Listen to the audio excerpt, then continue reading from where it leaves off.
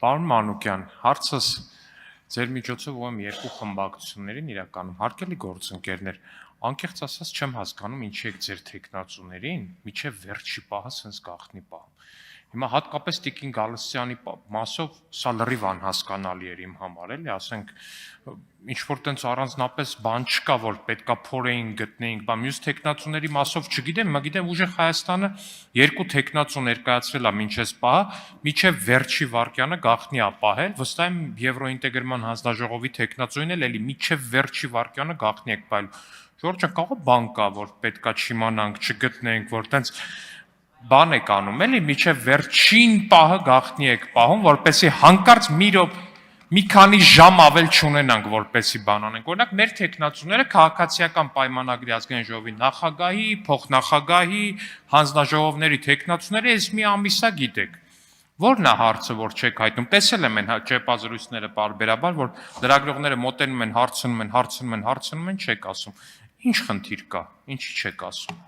Պարոն Ալեքսանյան, լավ կլի հարցնեմ, այդ Անդրանիկ Քոչարյանը տապալել էր հանձնաժողովի նախագահի աշխատանքները, որ չընտրեցիք, ու ինչի հասարակությանը չներկայացրեցիք, թե անցնող տարիների հանձնաժողովի որոշնակ Արման Եղոյանին են չընտրեցիք։ Պարոն Եղոյան, մի ընդհանուր։ Ինչ վերաբերում է Լիլիթ Գալստյանին, որտեղ մեր խմբակցությունում կան շատ արժանավոր գործընկերներ բացի ինձանից, մինչև վերջել քննարկումները, անկեղծ պետք է ասեմ, մինչև վերջել քննարկումները շարունակվել են, եթե չեմ սխալվում, 3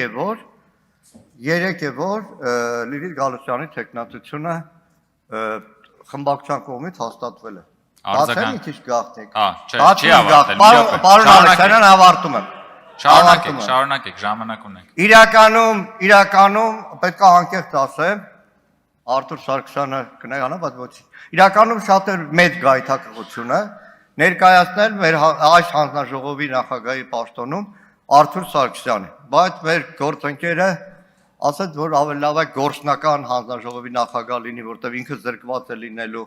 հանձնաժողովի նախագահի պարտականությունները կատարել, իսկ հիմա Հայաստանում մարդու իրավունքների պաշտպանությունը օդ ու ջրի պես անհրաժեշտություն է։ Արձագանք։ Նախ ձեր հարցին պատասխանելով, պարոն Մանուկյան, ոչ, պարոն Քոչարյանը չի տապալել հանձնաժողովի նախագահի պաշտոնում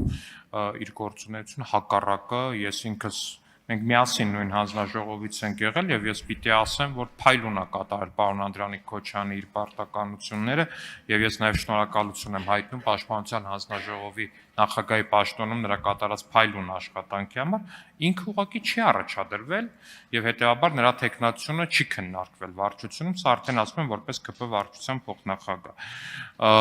Ինչ վերաբերվում է իմ նախորդ հարցին, միևնույն է իմ հարցը մնում է ուժի մեջ, օրինակ ուժեղ Հայաստան խմբակցությունը այսօր եթե առանձնապես խոցելի չի համարում իրենց տեխնացուին, այսօր լրիվ հնարավորություն ունի այսօր հրապարակի իրենց հանձնաժողովի նախագահի տեխնացուի անուն։ Շնորհակալություն։ Արձագանք։ Մեր տառապանքը փորձ ունի, պարոն Ալեքսանյան, շատ դեպքերում է եղել, որ անուն հնչեցվել է, հաջորդ օրը